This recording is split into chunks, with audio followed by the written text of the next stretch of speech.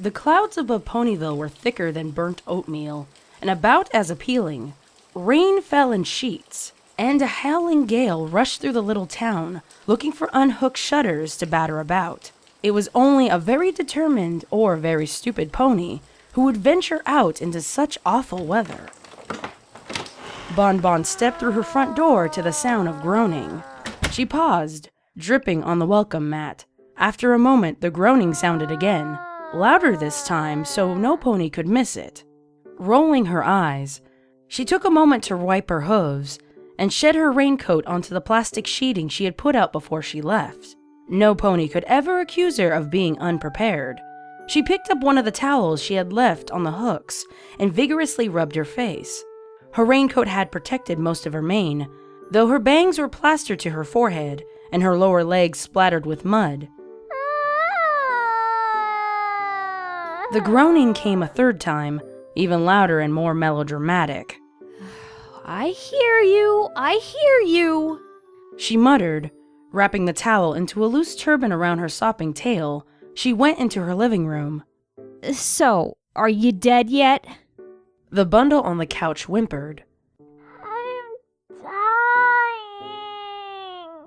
You're not dying, Bon Bon said bluntly. I am. I can't breathe. My chest hurts. My joints are all achy. My throat feels like sandpaper. I'll never be able to eat. Even if food does start tasting right again, I'll have to suffocate my own mucus before I ever get the chance.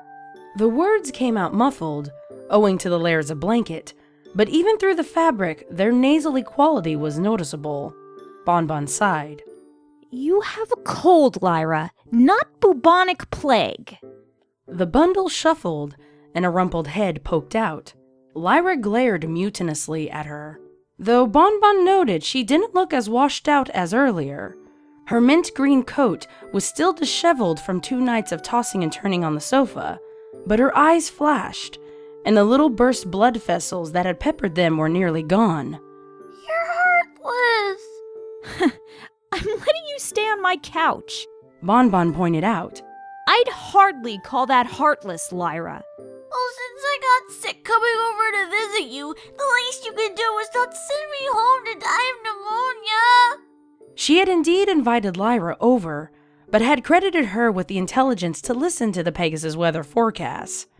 You were the one who decided to walk here in a rainstorm, a scheduled rainstorm no less, without any kind of outerwear on. It was your own fault. The friend you are. Don't give me that. The only reason you came over was because you knew I was making Florentines and you wanted to eat them. Bon Bon didn't harbor delusions that she made anything as nice as Sugar Cube Corner stock. However, her family had passed down recipes from generation to generation, especially after moving to Equestria 2 generations ago. Out of all the old bits of paper Bon Bon had carefully gathered together and copied into an expensive notebook, nothing compared to her Nonna Cicolata's Florentines. Lyra was always telling her that she should make some for Mrs. Cake to try, but Bon Bon refused every time. She wasn't interested in horning in on the cake's business. She just liked making sweet things for those she cared about to eat.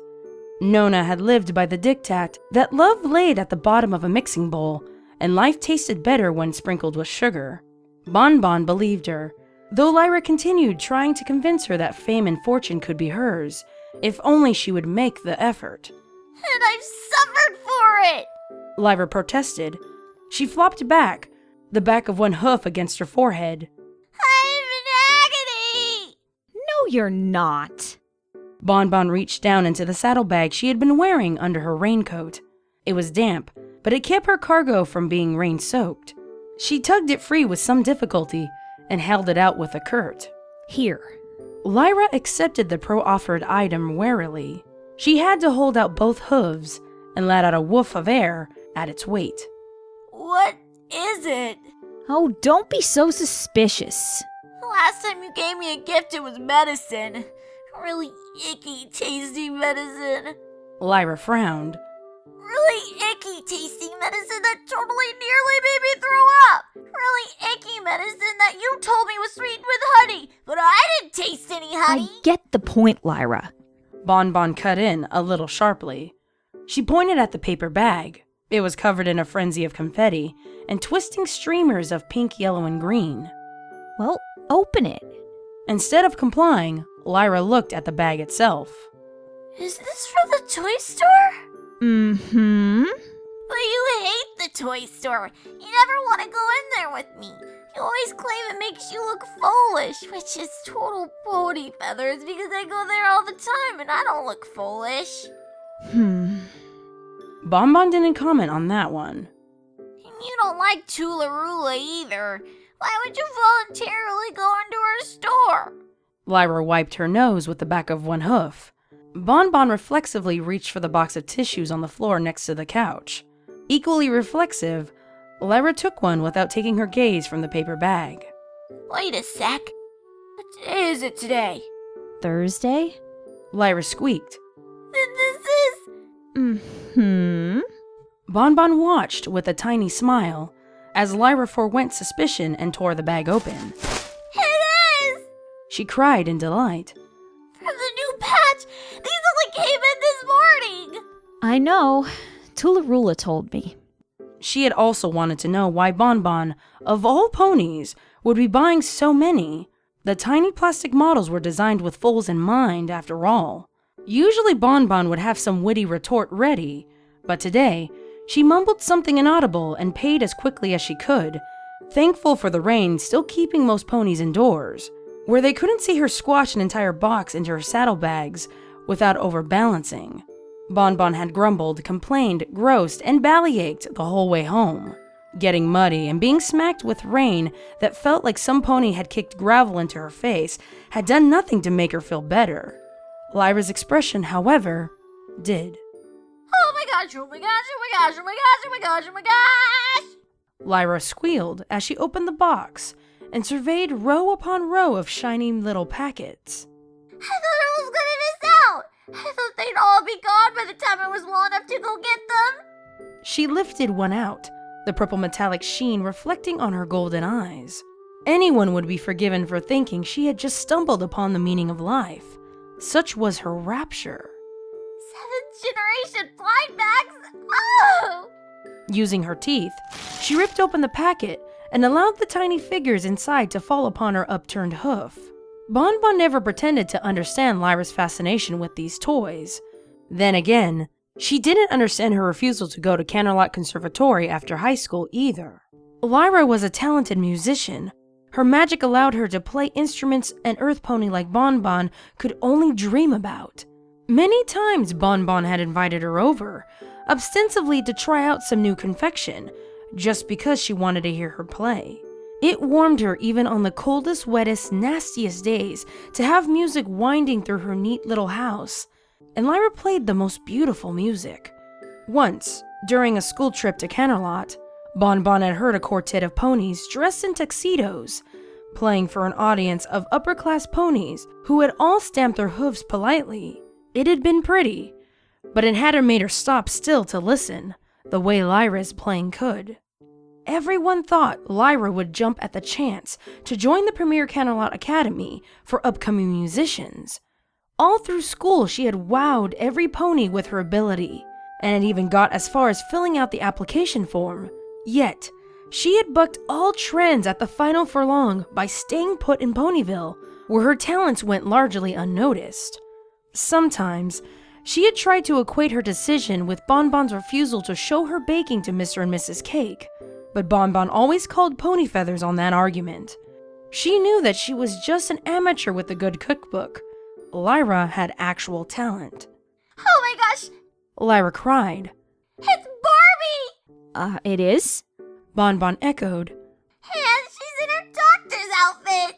Lyra held the little figurine out to show her, and then hugged it to her own chest in glee. Look at her little stethoscope! It's so cute! It's just plastic, Lyra. She is not just plastic! Lyra shot back. She placed the figurine down beside her and reached for another. One ripping noise later, she was squealing in fresh delight. It's Sydney! And she's in her ballet tutu! Oh my gosh! I thought the manufacturer said they discontinued all the Sydney models! Another packet bit the dust. Oh my know who this is? Bon Bon regarded the little hairless monkey thing. Unlike monkeys, it had no tail and was topped by a mass of frothy pink hair sculpted to twice the size of her head. Bits of glitter sparkled all over the equally pink outfit, catching the flickering light in the fireplace. Should I know? It's only Jen! Lyra said reverently. She's so rare, I didn't think I'd ever see her, let alone own her! As if the company lost rights to her design so they couldn't make any more of her! Well, I guess they got them back. Bon Bon shrugged. Or something. Lyra turned the little plastic face towards her. This is epic! I'm not sure you've used that word correctly, but, well, I'm glad you're happy. Instantly, Lyra froze. Hoof poised over the box to pluck out another packet.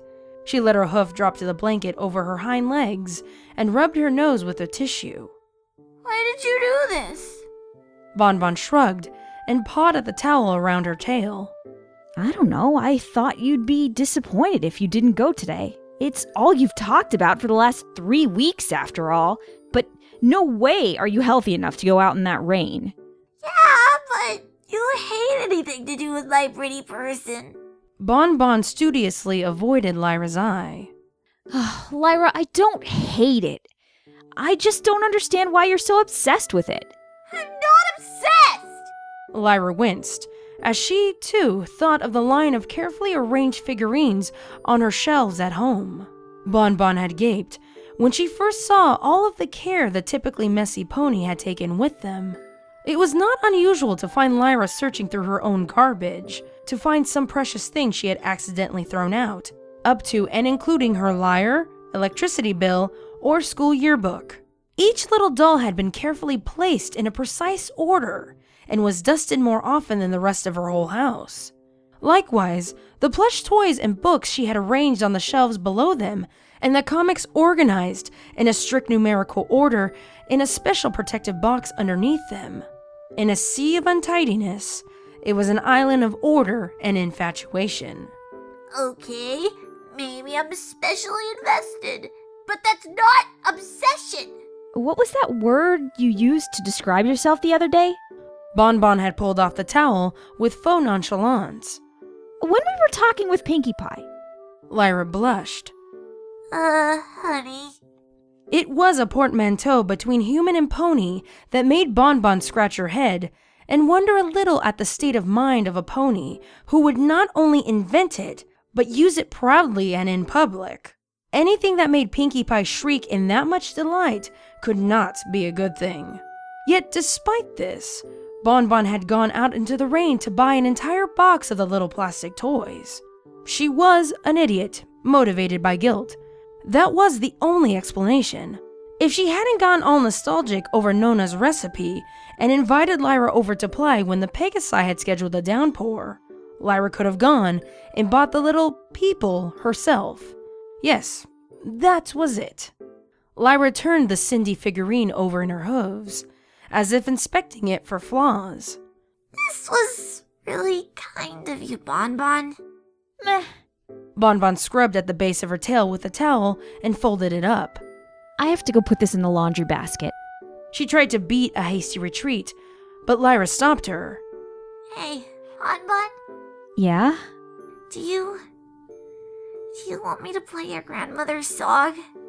Nona Cicolata used to sing the same song every night when Bon Bon was a filly, a lullaby from a faraway country where she had grown up.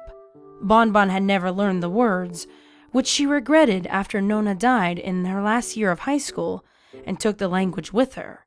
Bon Bon's mother had wanted to be fully equestrian, not tied down by the way of the old country, and had actively refused to teach it to Bon Bon when asked. That had only added to Bon Bon's grief and had nearly derailed her whole final year completely. All she could do now was remember that tune, which she frequently hummed when she went about her daily chores.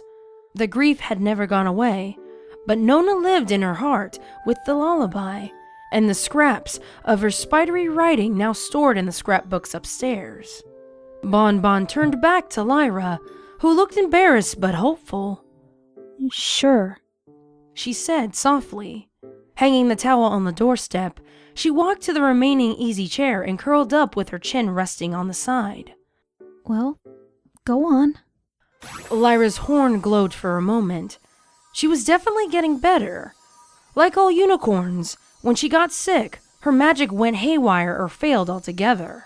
Now, however, her lyre floated smoothly out of the saddlebag propped against the wall and hovered in front of her. She concentrated for a moment, closed her eyes, and the strings vibrated as if plucked by an invisible force. It was a complete and beautiful rendition of an old and simple tune, as if one of the little plastic people had come to life, grown pony-sized, and was using their long thin fingers to play. Bonbon's heart twitched. She wasn't sure if it was because this was Nona's song, or if it was because of Lyra's playing, or something else entirely. Whatever reason, tears pricked the backs of her eyes. She hastily closed her eyes so she could listen without worrying of them falling. Since she had closed her eyes, she completely missed it when Lyra opened hers and stared across the living room at her. She also missed the little smile that curled Lyra's mouth. A private, tender thing not meant to be seen by any pony. There was a reason why Lyra had not joined the conservatory after high school. As the rain continued to fall, music filled up the little house, and the two ponies in it smiled to themselves.